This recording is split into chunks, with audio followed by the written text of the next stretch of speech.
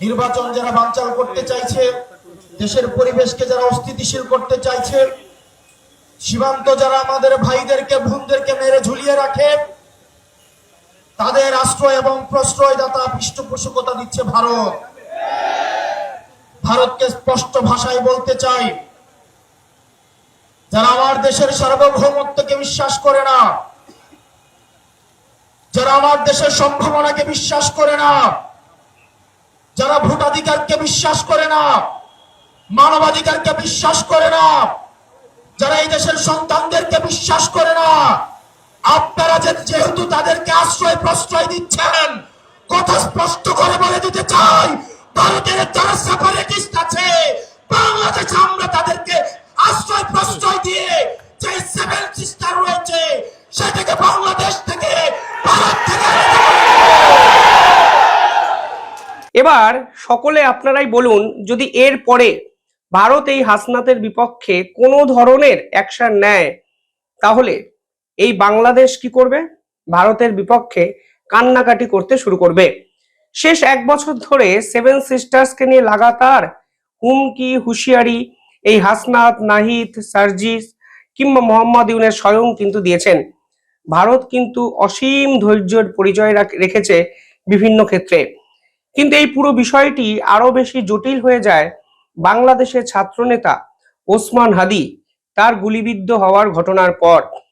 Bangladesh officially ভারতকে চিঠি লিখে বলে যে ভারতের মাটি ব্যবহার করে কিংবা ভারত সরাসরি ইনভলভড হয়ে বাংলাদেশে এই ধরনের টেরর কিলিং করছে। ভারত পাল্টা জবাব দিয়েছে, যেখানে বলা হয়েছে আপনি ভাই আগে নির্বাচন করুন, আমরা আগে নির্বাচনের কথা ভাবছি, এবং বাংলাদেশের নির্বাচন করার জন্য যদি কোনো ধরনের সাহায্য দরকার হয় তা ভারত করবে, এবং আপনার দেশে কে আপনার ছাত্রনেতাকে গুলি করবে তার দায় তো ভারতের নয়।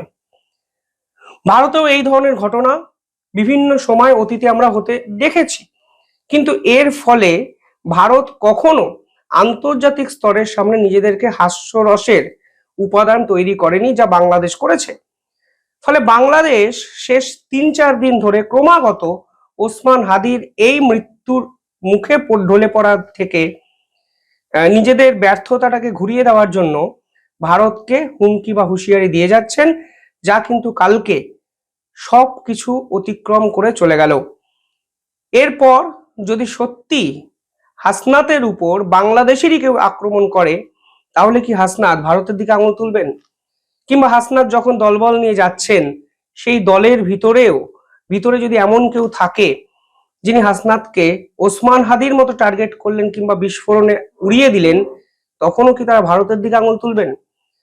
ভারতের সেভেন সিস্টার্সকে কেটে দেব, ভারতকে ভেঙে দেব, এই সকল কথা বলে মানুষকে বা বাজারকে গরম করার আগে নিজের মিলিটারি স্ট্রেংথ, নিজেদের শক্তি সত্যি কি হাসনাতরা জানেন? প্রশ্ন কিন্তু থেকে যায়। আর এই অপরিপক্ক রাজনীতি করতে গিয়ে আসলে হাসনাতরা কি করছেন জানেন? বাংলাদেশের মানুষের সঙ্গে প্রতারণা করছেন। যে হাসনাত ভারতকে দুটুকরো করে দেওয়ার হুমকি বা হুঁশিয়ারি দিচ্ছেন, সেই হাসনাত কি বাংলাদেশের মানুষকে বলবেন মাইকের সামনে দাঁড়িয়ে যে বাংলাদেশ আগের মাসেও ভারত থেকে চাল কিনেছে? তারা কি সত্যিই বলবেন যে বাংলাদেশ সরকার ভারতের থেকে পেঁয়াজ আমদানি করার জন্য চিঠি লিখেছে বারবার, এবং সেদেশের ব্যবসায়ীরা বাংলাদেশের পেঁয়াজের দামকে ভারসাম্যে রাখার জন্য ভারত থেকে পেঁয়াজ কিনছে, এ মাসেই কিনবে? দুধ, ডিম বাংলাদেশ কাদের থেকে কেনে? ভারতের থেকে কেনে। ফলে হাসনাতরা কি সত্যি এই আসল তথ্যগুলো বাংলাদেশের মানুষের কাছে দেবেন? তারা কি বলবেন যে ভারত এবছরের অর্থবর্ষেও প্রায় 150 কোটি টাকা ইনভেস্ট বাংলাদেশের বিভিন্ন প্রজেক্টে তারা করছেন? জানি না, কিন্তু তারা নিজেদেরকে যেভাবে এস্টাবলিশ করেছেন মানুষের কাছে, তাতে একটা জিনিস পরিষ্কার, ভারত বিরোধিতা এই শব্দটি যদি তাদের ডিকশনারি থেকে সরিয়ে দেওয়া হয়, তাহলে কিন্তু এই হাসনাতদের ভ্যালু বাংলাদেশের রাজনীতিতে কখনো থাকবে না, ঠিক যেমন আগে কখনো ছিল না। এই হাসিনার পৃষ্ঠপোষক স্পষ্ট ভাষায় দিনের আলোর মতো স্পষ্ট স্বচ্ছ, তাদেরকে ভারত অর্থ দিয়ে, তাদেরকে অস্ত্র দিয়ে, ট্রেনিং দিয়ে বাংলাদেশের বিরুদ্ধে তাদেরকে দাঁড় করিয়ে দিচ্ছে। আমাদের ভারতের বিরুদ্ধে একটি পার্শ্ববর্তী দেশ বলার কোনো সুযোগ নাই। আপনার জবানে স্পষ্ট করতে হবে, এই বাংলাদেশকে ভারত একটা ফিলিস্তিন বানাইতে চায়। অপরিপক্ক রাজনীতিবিদ বলবো নাকি ভিশনারিহীন একজন রাজনৈতিক মাথা বলবো আমার জানা নেই, কিন্তু ভারত সাম্প্রতিক সময় কেন ইতিহাসেও প্রকাশ্যে কোনো দেশকে টুকরো করে দেবে এই ধরনের কথা বলে অন্তত বাজারটি গরম করেনি, যা কিন্তু ভারতের অসীম ধৈর্যের পরিচয় ভারতের ডিপ্লোম্যাটরা বিভিন্ন সময় দিয়েছেন। এরপর হাসনাত বা তাদের সহকর্মীদের উপরে যদি বাংলাদেশেরই কেউ রাগের মাথায় আক্রমণ করে, তাহলে হাসনাতরা কি করবেন? পুরো বিষয়টি নির্বাচন পিছিয়ে দেওয়ার কোনো প্রক্রিয়া না তো। পুরো বিষয়টি হঠাৎ করে তৈরি করে তারা ভারতের বিপক্ষে স্মল স্কেল অফ ওয়ার চাইছে না তো। মানে আসিম মুনির সীমান্তে যেভাবে ভারতের বিপক্ষে একাধিক স্টেটমেন্ট দিয়ে বাজার গরম করে ভারতের সঙ্গে যুদ্ধকে ইনভাইট করেন, এবং যদি এখন একটা যুদ্ধ লাগানো যায় তাহলে যাবতীয় প্রশ্ন তাদের দেশের মানুষ তাদের সরকারকে করতে ভুলে যাবে, তাদের ওয়ান টাইম মোটো হবে ভারত। সেই পার্টিকুলার স্ট্র্যাটেজিটা হাসনাতরা বাংলাদেশেও ইমপ্লিমেন্ট করতে চাইছেন না তো। কালকে বাংলাদেশের নৌসেনা ভারতের জলসীমায় ঢুকে ভারতবর্ষের ট্রলারের উপর আক্রমণ করে। ভারত কিন্তু পাল্টা নোটামও জারি করেছে বে অফ বেঙ্গলে। এই পুরো পরিস্থিতিটি ক্রমশ জটিল করলো কে শেষ এক বছরে? সমস্ত ডিপ্লোম্যাসির ধার না ধরে তারা সম্পূর্ণভাবে শত্রু মিত্র সম্পর্কে এই পুরো বিষয়টি নিয়ে গেল কে? হাসনাত, সারজিৎ, নাহিদ এরা বাংলাদেশের রাজনীতিতে আসার পর বাংলাদেশেরই বা কি উন্নতি হলো?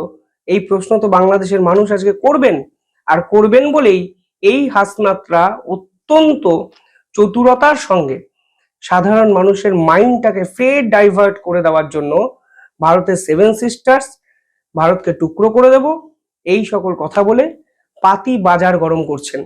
কথা স্পষ্ট করে বলে দিতে চাই, ভারতের যারা সেপারেটিস্ট আছে বাংলাদেশে আমরা তাদেরকে আশ্রয় প্রশ্রয় দিয়ে যে সেভেন সিস্টার রয়েছে সেটাকে বাংলাদেশ থেকে ভারত থেকে হাসনাতের বিপক্ষে যদি বাংলাদেশ সরকার কোনো অ্যাকশন নেয়, যদিও সেই ক্ষমতা নেই তাদের, অন্তত সেনাপ্রধানের তো নেই, সেনাপ্রধান যে কত বড় ভেরু আজকে সকলে বুঝতে পারছেন, তার তবুও হাসনাতকে বাঁচানোর জন্য 50টা মানুষ ছুটে আসবেন তো আমি জানি না। কিন্তু এই ধরনের কথাবার্তা ভারত কিভাবে নেবে, ভারত কতদিন সহ্য করবে, সেই প্রশ্ন কিন্তু হাসনাতের এই বাইটের পর নিঃসন্দেহে উঠে যায়। পাশাপাশি এই বাংলাদেশের ছাত্রনেতারা 1971 সালের মুক্তিযুদ্ধকে অস্বীকার করে।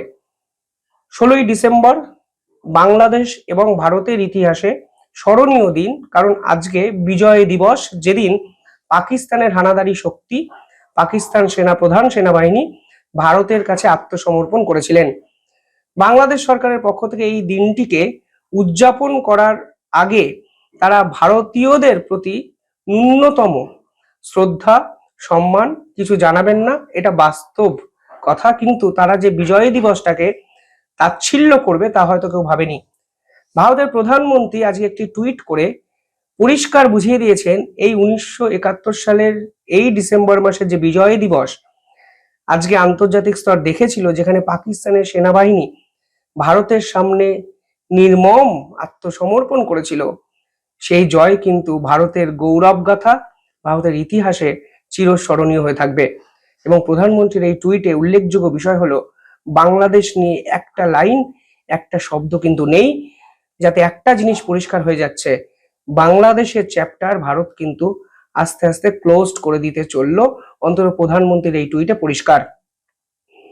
বাংলাদেশের পক্ষ থেকে বিজয় দিবসকে মান্যতাই দেওয়া হচ্ছে না।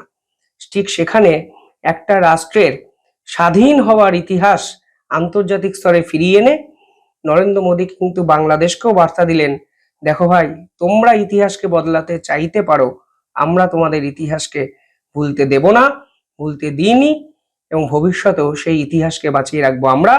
কারণ ভারতীয় সেনা যেভাবে পাকিস্তানকে সর্বশান্ত করে দিয়েছিল তা হয়তো ইতিহাসের শুধু পাতায় নয়, ইতিহাসের যদি কখনো উপন্যাস লেখা হয় সেখানেও হয়তো জল জল করে জ্বলবে। নরেন্দ্র মোদী কিন্তু সেটাই করলেন। দূরদর্শিতার পার্থক্যটা দেখুন, দুই রাজনীতিবিদের স্টেটমেন্টের পার্থক্যটা দেখুন, তাহলেই আপনি বুঝবেন বাংলাদেশ আসলে সামনের দিকে তাকিয়ে পিছন দিকে হাঁটছে, আর ভারত সামনের দিকে তাকিয়ে এতটা দূরে এগিয়ে গেছে যে পাকিস্তানের মতো হানাদারি শক্তিরও ভারতকে ছোঁয়ার ক্ষমতা হচ্ছে না। বাংলাদেশ তো কোন দূর চাই। যাই হোক, কমেন্টে জানাবেন কিভাবে দেখছেন এই স্টেটমেন্ট এবং পুরো বিষয়টা নিয়ে আপনারা কি ভাবছেন। ধন্যবাদ।